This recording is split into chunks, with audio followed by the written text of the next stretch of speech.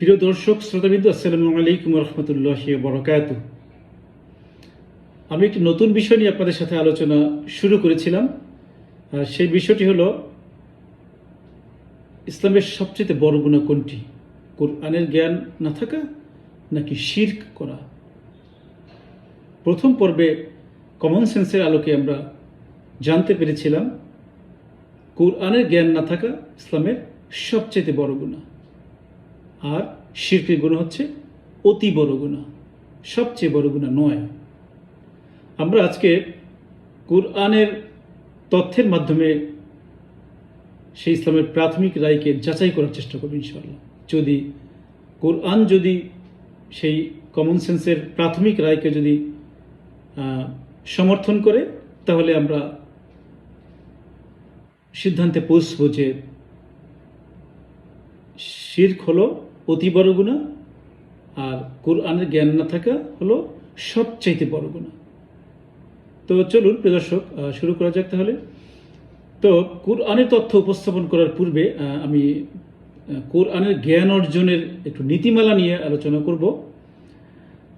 একটি বিষয়, কোরআনের অনেক তথ্য জানা থাকলেও কোরআনের জ্ঞান অর্জনের নীতিমালা যদি না জানা থাকে, তাহলে কোনো ব্যক্তি বিষয়টি সম্পর্কে চূড়ান্ত বা সঠিক সিদ্ধান্তে পৌঁছতে পারবেন না। ঠিক যেমন একজন সার্জারি চিকিৎসক, যিনি সার্জারির অনেক তথ্য জানেন, কিন্তু সার্জারির মূলনীতি যদি তার জানা না থাকে, তাহলে তিনি যে অপারেশন করবেন তার অপারেশন শতভাগ ব্যর্থ হবে। এই উদাহরণের মাধ্যমে আমরা বুঝতে পারি যে কোরআন থেকে কোনো বিষয়ে চূড়ান্ত তথ্য জানতে হলে বা সিদ্ধান্তে পৌঁছতে হলে শুধু কোরআনের অনেক তথ্য জানাই যথেষ্ট নয়।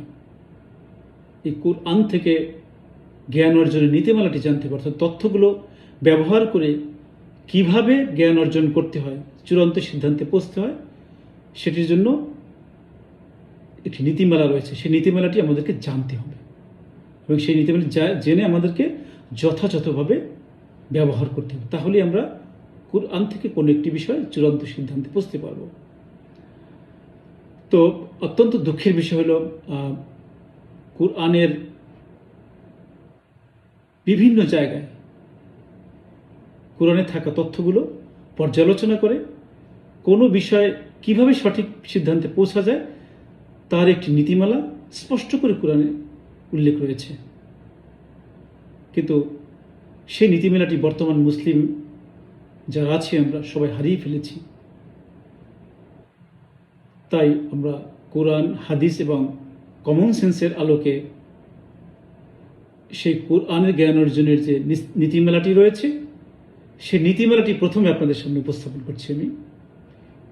তো এ পর্যন্ত গবেষণায় যেটি বেরিয়েছে কোরআন এবং হাদিস এবং কমন সেন্সের আলোকে, তাতে কোরআন থেকে জ্ঞান অর্জনের 9টি নীতিমালা রয়েছে। প্রথমটি হলো, কোরআনে পরস্পর বিরোধী কোনো বক্তব্য নেই। তারপরে একই বিষয়ে সকল আয়াত পাশাপাশি রেখে পর্যালোচনা করে চূড়ান্ত সিদ্ধান্তে পৌঁছানো। কোরআনের সর্বোত্তম ব্যাখ্যা কোরআন। কোরআন বিরোধী বক্তব্য যে গ্রন্থে থাকুক তা মিথ্যা। সে গ্রন্থ হাদিস হতে পারে, ফিকহ শাস্ত্র হতে পারে, বিজ্ঞান হতে পারে, অর্থনীতি হতে পারে, সমাজ হতে পারে, সমাজ বিজ্ঞান হতে পারে, যে কোনো গ্রন্থ। অতীন্দ্রিয় বিষয় ভিন্ন সত্য উদাহরণ আল্লাহ তাআলার নিকট থেকে আসা সত্য শিক্ষার মর্যাদা দেওয়া। একাধিক অর্থবোধক শব্দ বা আয়াতের অর্থ বা ব্যাখ্যা করার সময় কমন সেন্সের রায় বা বিজ্ঞানের প্রতিষ্ঠিত তথ্যের সাথে মেলাতে হবে।